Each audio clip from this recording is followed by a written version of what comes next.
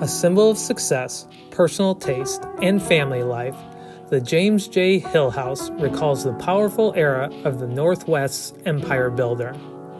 Sitting on a bluff overlooking the Mississippi River and the city of St. Paul, this 36,500 square foot, 42-room James J. Hill House stands as a monument to the man who built the Great Northern Railway. It remains one of the best examples of Richardsonian Romanesque mansions in the country. James J. Hill fit the nickname Empire Builder. He assembled a rail network, the Great Northern, the Northern Pacific, and the Chicago, Burlington, and Quincy that stretched from Duluth to Seattle across the north, and from Chicago south to St. Louis, and then west to Denver. He was one of the most successful railroad magnates of his time. By the late 1870s, James Hill's growing fortunes and family required a larger home that reflected his elevated status within the community. Hill, his wife Mary, and their children had moved through several homes over the years, mostly in the Lowerton neighborhood of St. Paul. The Hills planned a house with the latest in modern conveniences where they could receive and entertain nationally known civic and religious leaders. Construction began in 1888. More than 300 skilled craftsmen built the house over the next 3 years. General laborers earned as little as $1.75 a day. The master woodcarver made as much as $1 an hour. The Boston firm of Peabody, Stearns, and Ferber, which was known for their impressive mansions in Newport, Rhode Island, designed a massive Richardsonian Romanesque-style mansion, then very much in fashion. The final cost totaled $931,275.01, including construction, furnishing, and landscaping for this 3-acre estate. Hill oversaw the planning, construction, and furnishing of the house, as if it were a new branch of the railroad. He rejected stained glass window designs by Tiffany & Company, saying they were anything but what I want, and even replaced the architects when they ignored his orders to the stonecutters. He instructed his Boston interior design firm Irving & Kassan to finish the project.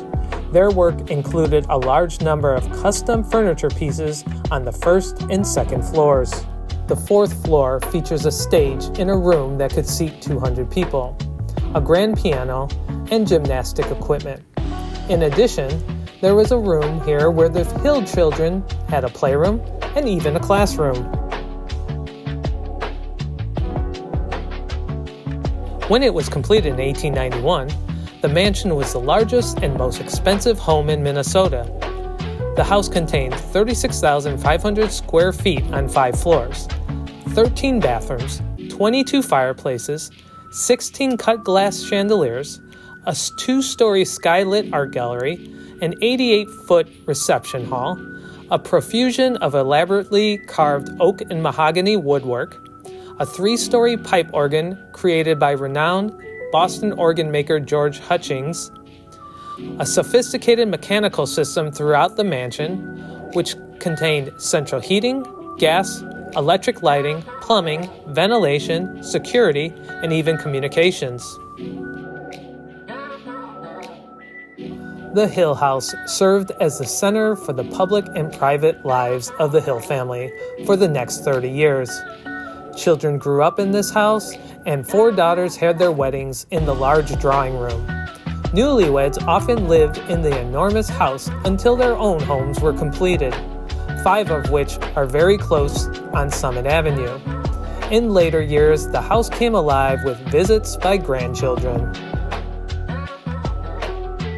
The 2-story art gallery was built for Hill's magnificent art collection, consisting mainly of Barbizon School of mid-19th century landscape painters. Retractable iron grills on the windows and doors provided security for the collection and the family's other valuable possessions. Much of the art collection was later given to the Minneapolis Institute of Art, which Hill helped form in 1915. The huge basement of the Hill House contained servants' quarters, a kitchen featuring a dumbwaiter to bring the food to the dining room above it, a laundry, boiler room, and hand-pumped bellows for the 1006 pipe organ in the skylit gallery above. The floor was inlaid with marble. Mary Hill kept a watchful eye over the household, including the large domestic staff, which consisted of between 10 and 12 servants. She hired maids and cooks, inspected the kitchens, and served as hostess at countless dinners and receptions. I feel it is necessary to know just where everything is and how it is, she commented in her diary.